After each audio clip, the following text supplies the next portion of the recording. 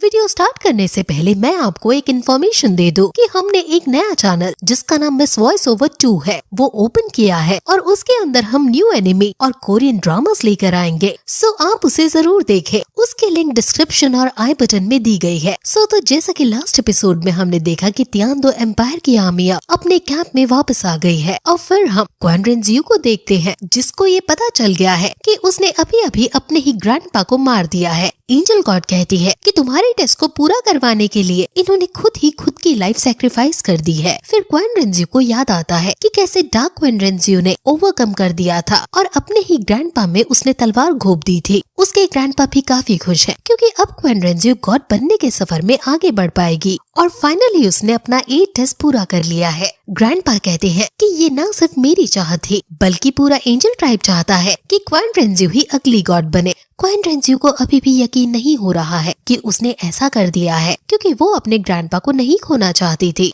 Angel God कहती है कि बेशक उसने 9 टेस्ट का गेट खोल लिया है लेकिन अभी इसके दिल में 3 और बड़े ऑब्स्टिकल रह गए हैं और अब ये गॉड बन पाएगी या नहीं ये सिर्फ इस पर ही डिपेंड है। अब ग्रैंडपा नीचे गिरने लगते हैं और क्वान रेंजियो अपने ग्रैंडपा को पकड़ने के लिए खुद भी नीचे आ जाती है। क्वान रेंजियो का उसके ग्रैंडपा के अलावा इस दुनिया में और कोई नहीं था इसलिए वो अपने ग्रैंडपा को नहीं मरते देख सकती। इसलिए उसे अभी भी लग रहा है कि वो उन्हें बचा सकती है। वहीं तियानडो आर्मी के कैंप के अंदर तांगशान सभी को बताता है कि उसे ओशन गॉड का एग्जाम पूरा करने के लिए जाना है और लेवल 100 को ओवरकम करना है। ये सुनकर एम्परर जू शॉक है क्योंकि लेवल 100 पर पहुंचने की बात उन्होंने पहली बार सुनी है। तांगशान कहता है कि इस सिचुएशन से डील करने का अब यही एक तरीका है। एम्परर जू कहते हैं कि क्या सच में इस दुनिया में गॉड रहते हैं? आखिर एक गॉड कितना स्ट्रॉन्ग होता होगा? तांगशान बताता है कि असल में इस दुनिया में लंबे समय तक कोई गॉड अपीयर नहीं हुआ है। 100 लेवल पर पहुंचने के बाद स्ट्रेंथ बहुत ज्यादा बढ़ जाती है और अगर मैं 100 लेवल को पार करने के बाद गॉड बन गया तो हम बहुत आसानी से ज़ियालिंग पास को तोड़कर अपनी पूरी सेना को एकदम घुसा देंगे। एम्परर जू भी बहुत खुश होते हैं कि उनके एम्पायर में finally God tyre great man होने वाला है। एम्परर जू पूछता है कि कितने परसेंटेज चांसेस है कि आप पूरा कर लोगे और कितनी देर में आप वापस आओगे? तांगशान कहता है कि मैक्सिमम वो 1 महीने में वापस आ जाएगा और उसको 70% कॉन्फिडेंस है कि वो पास हो जाएगा वरना 3 महीने में तो वापस हो ही जाऊंगा। एम्परर जू कहता है कि अब इस एम्पायर का फ्यूचर आपके ऊपर ही डिपेंड है और जो भी आपको चाहिए ये एम्पायर आपको प्रोवाइड करेगा। लेकिन मुझे एक बात का डर है, आपके जाने के बाद अगर वुहान एम्पायर ने हम पर फिर से हमला कर दिया तो अब हमें कौन बचाएगा? जिस पर तांग जियाओ कहता है कि मैं और मेरी क्लैन यही रहेगी और आपकी रक्षा करेगी। जिस पर एम्परर जू खुश हो जाते हैं और फिर तांगशान कहता है कि ये मैटर काफी इम्पोर्टेंट है लेकिन ये बात स्प्रेड ना होने पाए कि मैं यहाँ नहीं हूँ वरना ये बात वुहान एम्पायर को यहाँ अट्रैक्ट कर सकती है। जिस पर एम्परर जू सब मैनेज करने की उन्हें श्योरिटी देता है। अब तांगशान अपने पापा और चाचा के साथ ग्रैंड मास्टर के पास आता है और अर्लोंग उसको देखकर खुश हो जाती है और कहती है कि तुम्हारे उस मैजिकल प्लांट की वजह से ग्रैंड मास्टर बच गए हैं और अब हील भी हो रहे हैं। तांगशान ग्रैंड मास्टर से उनके हाल पूछता है जिस पर वो बताते हैं कि वो अब रिकवर हो गए हैं। वो फिर तांगशान को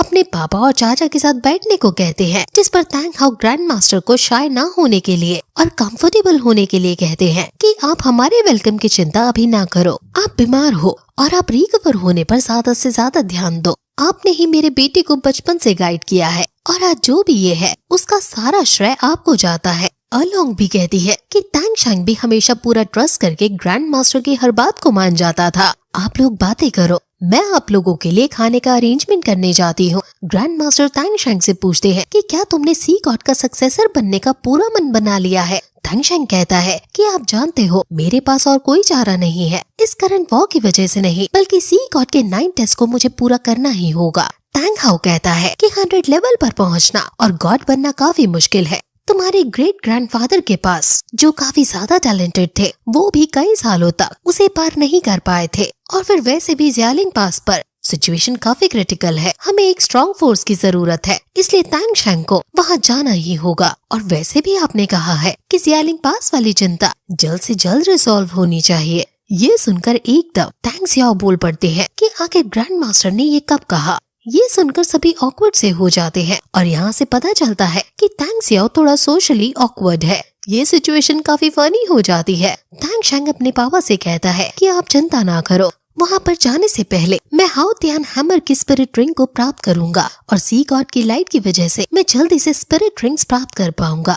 मुझे यकीन है कि ये ट्रिप सक्सेसफुल रहेगी। अब तैंग ज़ियाओ ग्रैंड मास्टर के पास आकर बैठे हैं और कहते हैं कि तुमने तैंग शैंग और तैंग हाओ सेक्ट पर बहुत बड़ा एहसान किया है, इसलिए हमें तुम मास्टर दौलो मत कहो, हम भाई हैं और इसलिए हमें भाई कहकर पुकारो। वो ये सब जोश में कह रहे थे और वो भूल ही जाते हैं कि इनको चोट लगी है और वो जोर से उनके कंधे को पकड़ लेते हैं, जिससे उन्हें और दर्द होता है, जिससे तैंग ज़ियाओ फिर से एम्बैरेस हो जाते हैं और फिर ये सिचुएशन फनी हो जाती है। ग्रैंड मास्टर कहते हैं अब तो दर्द सही है। वो सब बहुत हंसते हैं और फिर तैंग शैंग को अच्छे से समझाते हैं कि सी गॉड आइलैंड काफी खतरनाक है। सेफ्टी इंश्योर करने के लिए अब वो समय आ गया है कि मैं तुम्हें हाउ तियान सेक्ट की सीक्रेट टेक्निक सिखा दूं। तैंग ज़ियाओ भी कहता है कि हाँ, इसे अब पास कर देनी चाहिए। आखिर ये अब उस टेक्निक का वारिस नहीं होगा तो भला कौन होगा? अब यही सही समय है। तैंग शैंग और ग्रैंड मास्टर दोनों पूछते हैं कि हाउ तियान सेक्ट की सीक्रेट टेक्निक आखिर क्या है। ग्रैंड मास्टर इसलिए ज्यादा एक्साइटेड है क्योंकि हाउ तियान ने इस सीक्रेट टेक्निक से मास्टर क्रोकोडाइल जैसे दौलो मास्टर को हरा दिया था।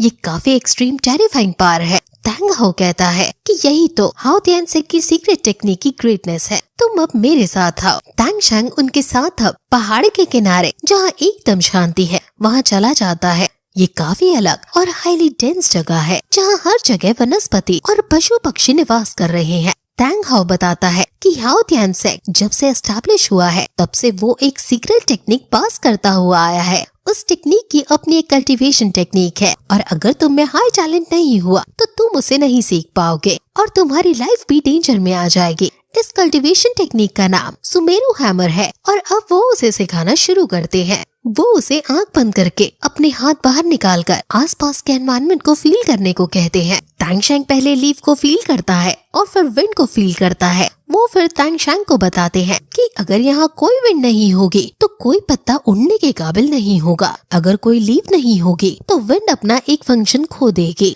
सुमेरु हैमर असल में सभी स्पिरिट रिंग्स को एक साथ यूज करने की एक टेक्निक है और उसकी सारी पावर को पालो सुमेरु में डालने की, जिससे उसकी सारी पावर प्योरेस्ट पावर में कन्वर्ट हो जाएगी। स्पिरिट रिंग जो हैमर की सुमेरु बन जाती है वो काफी ज्यादा ताकतवर होती है। वो हाथ की हाथ उसको ये प्रैक्टिकल करके दिखाते हैं और वो तैंग शैंग से पूछते हैं कि क्या अब तुम्हें ये समझ आया, जिस पर तैंग शैंग थोड़ा उदास हो जाता है। जिसके बाद ये एपिसोड यहीं खत्म हो जाता है। मेरी फ्रेंड को टाइम न मिल पाने की वजह से वो योर डायरीज पर वीडियोस नहीं ला पा रही थी, इसलिए उसके चैनल पर अब आपके लिए मैं वीडियोस लाया करूंगी और आपको नेम सर्च करने में आसानी हो, इसलिए उसका नाम मिस वॉइस ओवर 2 कर दिया गया है। उसके अंदर हम आपकी पसंदीदा कोरियन ड्रामा और एनिमी लाया करेंगे। सो आप उस चैनल को पूरा सपोर्ट करें। सोल लैंड और BTTH की एक्स्ट्रा डिटेल्स और हिडन स्टोरी लाइन्स आपको वहीं देखने को मिलेंगी।